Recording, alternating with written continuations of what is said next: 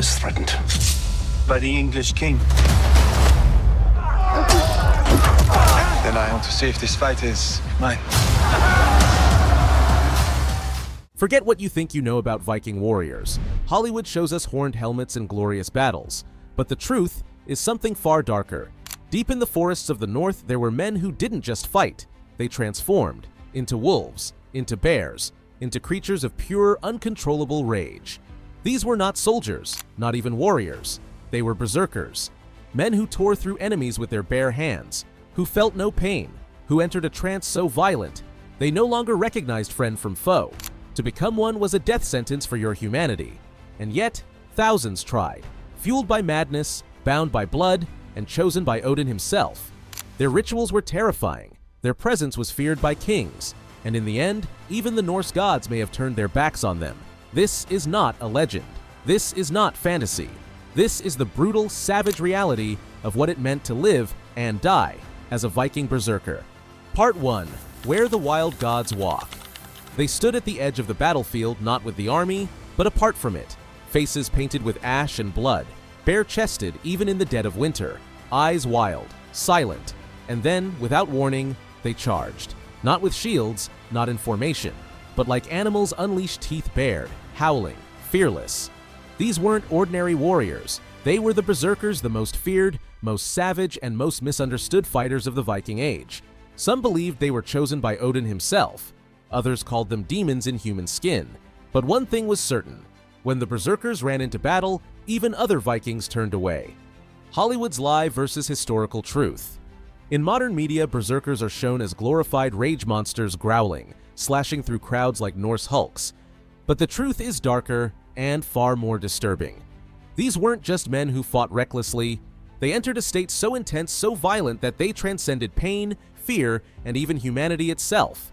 Imagine standing across from one shirtless in the snow, eyes rolled back, biting his own shield, screaming with blood dripping from his mouth. And then imagine realizing he feels nothing. No fear of death, no concern for wounds, no memory of who you are or who he used to be. That was the berserker trance. And if you crossed one, you wouldn't just die. You'd be torn apart. What does berserker really mean? The word berserker in Old Norse likely meant bear shirt, referring to warriors who wore the pelts of bears into battle. Some say it could also mean bear shirt, fighting without armor to show contempt for death. Either way, the name was a warning. This was not a man. This was a beast. Ancient Norse texts speak of them as more than human. The 13th century Ynglinga saga describes them like this. Men went without mailcoats, as mad as dogs or wolves, biting their shields. They slew people, but neither fire nor iron could harm them. Myth? Maybe. But across centuries, the stories are consistent. The berserkers were real. Their terror was real. And what they did will shake you. Who became a berserker? To become a berserker wasn't a choice anyone made lightly. It was a calling, a transformation. Some say it was inherited, that berserker rage ran in certain bloodlines. Others say it required initiation rituals, isolation, pain, starvation, and possibly psychedelic drugs or toxic herbs like henbane or fly agaric mushrooms. Imagine a young Norse warrior taken into the forest. Starved, deprived of sleep, given hallucinogenic herbs and made to fast for days, then forced to kill a wolf or a bear alone. And if he survived, he was born again, not as a man, but as something else. Something primal. A berserker, possessed by the gods. Berserkers were more than elite soldiers, they were spiritual weapons. Odin, the Norse god of war, death, and frenzy, was their patron. He was not a god of fairness or mercy. He was a god of cunning, rage, and ecstatic destruction. Berserkers believed they were vessels for Odin's fury. On the battlefield, they entered a trance called berserksganger, a violent state of altered consciousness. Their bodies would shake, their skin would flush, their eyes would glaze over. Some bit into their shields until their gums bled. Some ran naked through fire without feeling pain. Some screamed like wolves, their voices echoing across frozen hills. To an outsider, they looked possessed. To their enemies, they were death incarnate. No allies, no mercy. The berserker was not your friend, not even if you stood beside him. Once the trance began, they couldn't always tell enemy from ally. In the Egil saga, a berserker rampages through a feast hall, killing both guests and enemies alike. Others tore through their own shield walls when enraged, forcing commanders to chain them until battle began. They were used like living weapons, released only when chaos was needed, and contained once the bloodlust faded, if it faded at all. The aftermath of rage. What happens to a man who lives that close to death? Some berserkers couldn't return to society. The rage didn't turn off. They became outlaws, mercenaries, even executioners, men who were paid not to fight, but to destroy. Others were feared even by their own kin. In some Norse laws, berserkers were treated like animals. After a rampage, they could be hunted, killed, banished. Their gift was also their curse: glory in battle, madness in peace. Part 2. Forging the Beast. Before the berserker unleashed terror on the battlefield, he had to become something else. Something no ordinary man could ever survive being. This wasn't training, it was transformation. And it broke most men before it made them. Training for rage. There were no manuals, no structured lessons. Berserkers weren't taught, they were unmade. They had to break their minds, their bodies, their fear, to be remade in the image of death. Training meant brutal physical endurance, carrying logs through snow, holding freezing water in your mouth while running hills, wrestling blindfolded, barefoot on ice.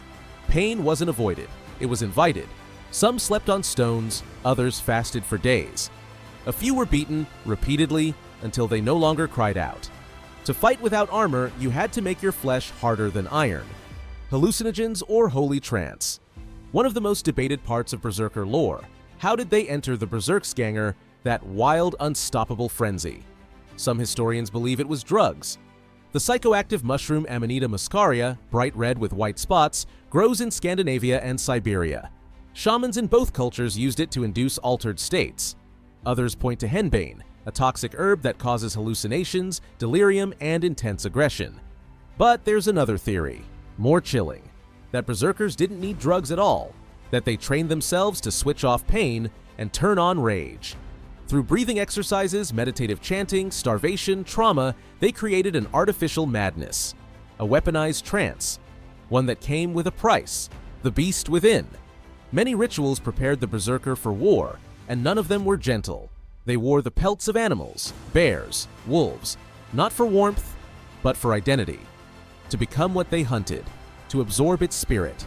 Some rubbed themselves with animal fat and blood. Others consumed raw hearts, wolf, bear, or bull, to take in the strength.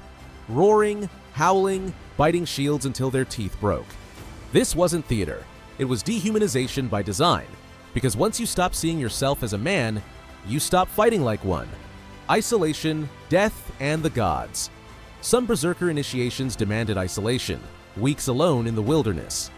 A final severance from society. No fire, no food, no name. Survive the cold, face the beasts, kill or be killed. In that exile, the young berserker would face Odin in visions, not the fatherly all-father of Marvel movies, but the ancient one-eyed god who hanged himself from the world tree to gain knowledge of death. Odin didn't reward kindness, he rewarded those who dared meet him in madness. Battlefield psychology. When the battle began, the berserker wasn't placed in the front lines. Not at first. His rage was too volatile. Commanders would hold them back, chained, isolated, howling behind the ranks until the enemy faltered. And then they were unleashed. Charging into chaos, screaming like wolves, some berserkers fought with no weapons at all, just clubs, fists, or axes gripped backward to do more blunt damage. They didn't defend. They attacked until they fell, or until nothing around them was left standing. Fear became a weapon. Even the idea of a berserker in an enemy warband could cause armies to retreat. Controlled chaos or suicidal fury. Not all historians agree berserkers were as wild as the sagas say. Some argue their madness was calculated, that the trance state, whether induced by drug, trauma, or ritual, was designed for battlefield advantage. After all, what general wouldn't want shock troops immune to fear? But there's a catch.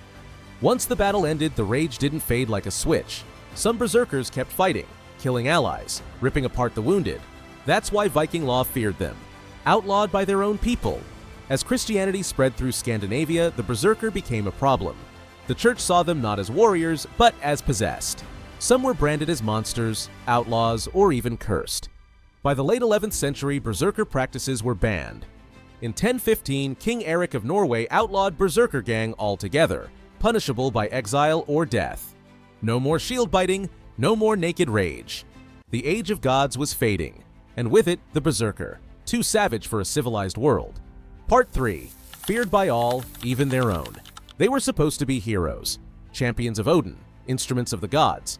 But in reality, the berserker was both savior and curse. Because while they may have terrified enemies, they also terrified everyone else. The dangerous guest. Imagine a feast in a longhouse. The fire glows, horns of mead are passed around, skalds sing of past glories. And in the corner, silent and brooding, sits him, the berserker, still twitching, still breathing heavy, still caught somewhere between frenzy and memory. No one speaks to him, no one dares touch him, because one wrong word and the firelight could turn to blood.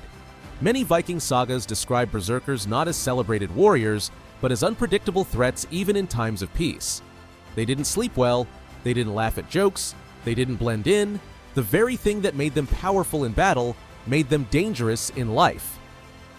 Berserkers in the sagas.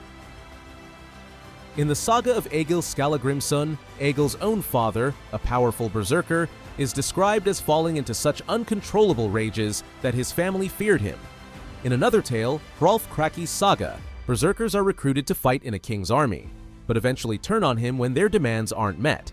Even in these legendary texts, they're often mercenaries, outlaws, or troublemakers. Respected, but not loved. Needed, but not trusted. The cost of glory. The physical toll was obvious. Scars, missing teeth, broken bones, some went blind from head injuries. But the mental toll? That was worse. Many berserkers suffered symptoms we now associate with trauma. Nightmares, isolation, sudden violence, emotional numbness. The Viking sagas didn't have words like PTSD, but they did describe men haunted by visions, consumed by rage, unable to return to normal life. Some claimed to see ghosts of those they killed. Others believed they were cursed, by gods or by the dead. There are even records of berserkers voluntarily exiling themselves, disappearing into the wilderness rather than risk hurting those they once fought to protect. Clashing with power. Kings used berserkers as elite shock troops and bodyguards, but even royalty couldn't control them forever. In 1015, King Eric the Victorious of Norway issued a law banning berserker gang, the Berserker Trance, and declared berserkers a threat to the kingdom. Why? Because more than once berserkers killed their own rulers, not out of politics, not out of vengeance, simply because something inside them broke. These were not men loyal to crowns, they were loyal to chaos. And when chaos turns inward, even kings bleed. The law strikes back. Viking law codes began to reflect this shift. In the Gragas, the medieval Icelandic law book, berserkers who went into a rage in peacetime could be punished with death. Not banishment, not prison. Death.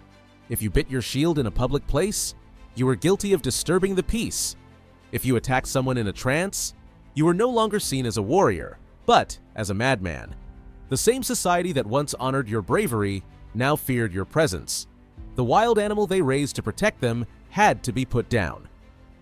Religion turns against them. With the spread of Christianity, the berserker was cast in a new light, not as a warrior of Odin, but as a servant of demons. Priests warned of berserker rage as a form of possession, a satanic fury brought on by sin and sorcery. In some Christianized areas of Scandinavia, monks recorded blessings and rituals meant to exorcise the berserker spirit. The trance state, once seen as divine, was now treated as blasphemy. Viking society had changed. Honor wasn't about rage anymore. It was about restraint. Legends twist into fear. Over time, the word berserker changed meaning. What once meant bear shirt, a warrior who channeled the spirit of the bear, became a synonym for violent insanity. Even in modern English, when someone goes berserk, we don't imagine a disciplined warrior. We imagine chaos. That legacy didn't survive through admiration. It survived through fear. The outlaw's end. Some berserkers faded into legend. Others met violent ends, ambushed, hunted, or executed by those they once fought for. A few became outlaws, wandering the forests like animals, no longer part of human society. They had lived as beasts, and now they died as beasts. A warning from the past. The story of the Viking Berserker is not just a tale of glory. It's a cautionary tale about what happens when you take violence too far, when you turn men into monsters, and then forget how to unmake them. Part 4. Into the Madness, Inside Berserker Gang. You've heard the legends. But what did it actually feel like to go berserk? What happened inside the mind of a Viking who crossed the threshold into Berserker Gang? This wasn't just rage. This was a full-body transformation. Physical, psychological, and terrifying for everyone, even the Berserker himself. The trigger. Before the storm. Before battle, the Berserker wouldn't just wait, he would prepare. This wasn't strategy. It was ritual. Some fasted for days, starving their bodies to the edge. Some took intoxicants, likely psychoactive mushrooms like Amanita muscaria, known for vivid hallucinations and violent side effects. Others danced, screamed, bit their shields, or slashed themselves, forcing adrenaline to flood their veins before the first weapon was ever raised. And when the moment struck, it was like flipping a switch. One saga describes it like this: they howled like animals, foamed at the mouth, and bit the edges of their shields. They could not be wounded by fire or steel, and they killed without mercy. What berserkers looked like to others. Imagine standing in a Viking shield wall. Your comrades steady their shields, you grip your sword tight, and then you hear it. Not horns, not drums, but howling. A man, half naked, covered in bare skin and scars, charging with eyes rolled back in his head. Blood already smeared on his arms. No shield, no fear. Just a massive axe and a scream that doesn't stop.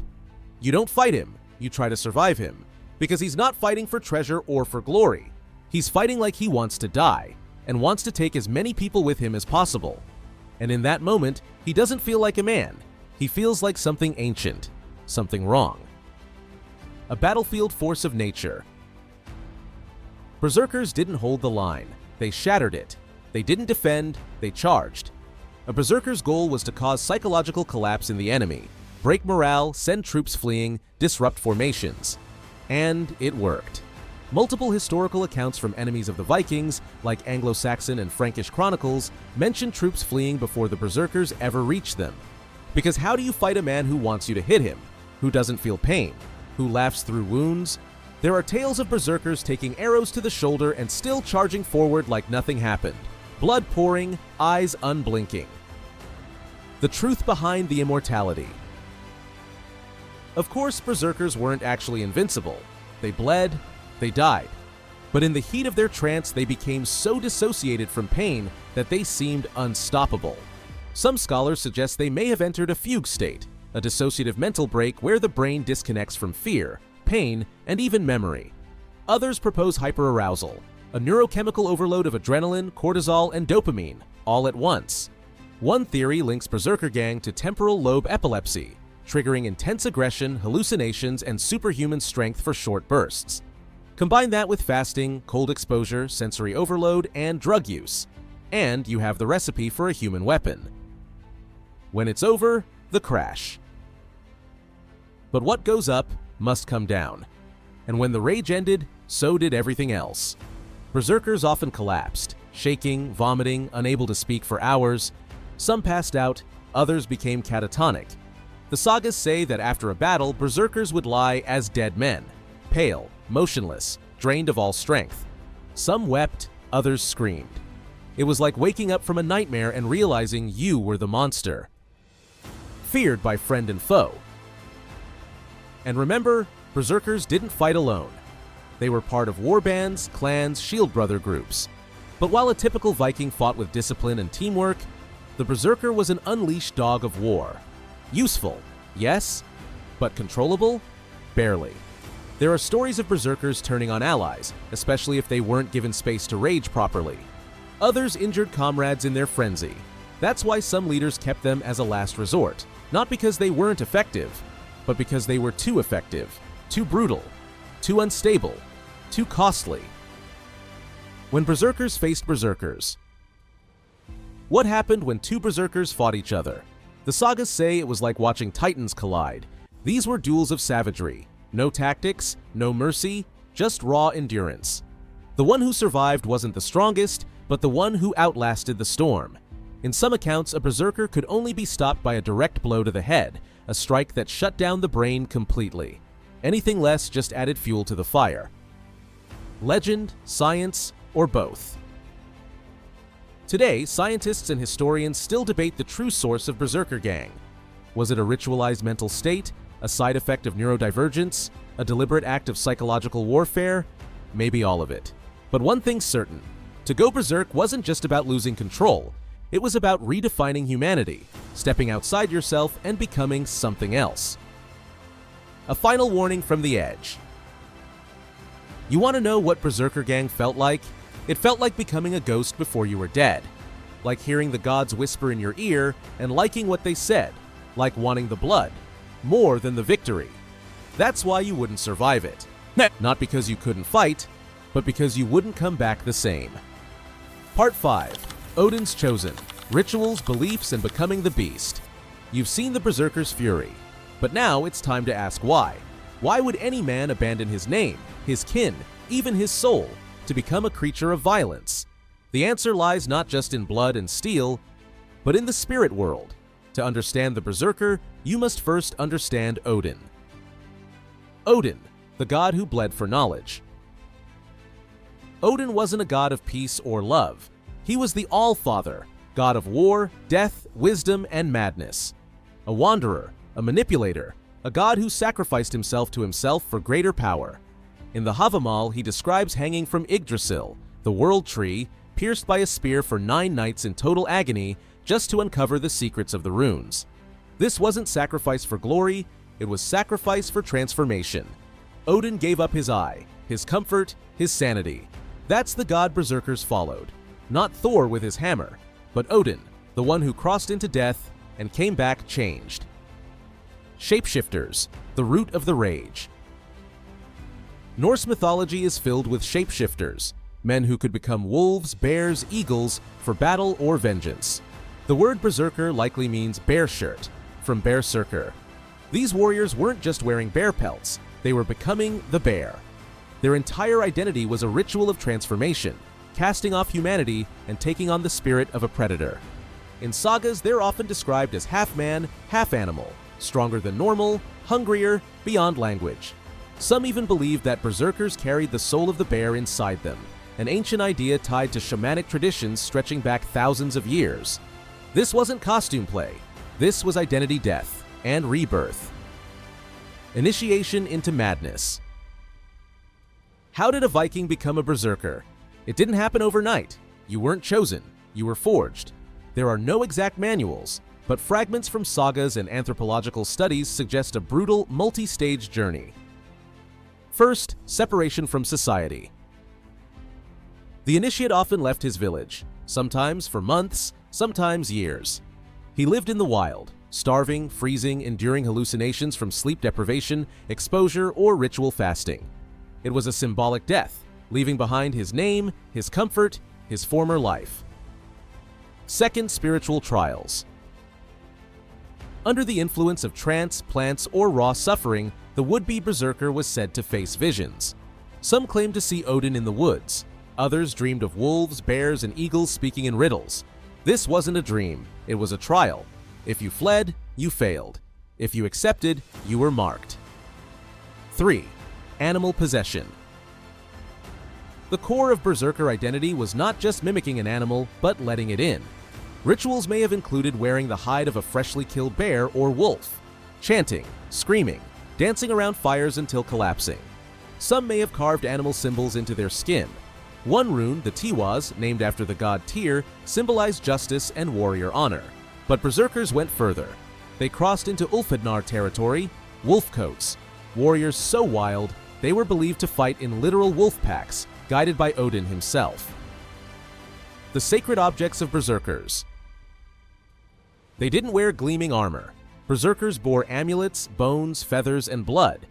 A necklace made from the claws of a bear might carry spiritual protection. Runes carved into shields weren't decoration. They were wards, or warnings. Some carried totems soaked in blood from ritual kills, sacrificed animals, or even enemies. These were symbols of power, but also tools of transformation. In Norse belief, objects held memory. and berserkers bound their fury to these relics. The power of the howl. In Old Norse, the word for a berserker's scream, ulfhednar galga, was closer to a howl than a war cry. It wasn't meant to rally troops, it was meant to terrify, to break the barrier between man and beast. The howl served two purposes. 1. Psychological warfare, disorient the enemy. 2. Spiritual ignition, call the rage to the surface. The louder the scream, the closer the trance. Some sagas say the sound echoed like wolves across the fjords, unnatural, chilling. To hear it meant death was coming. The blood oath to Odin.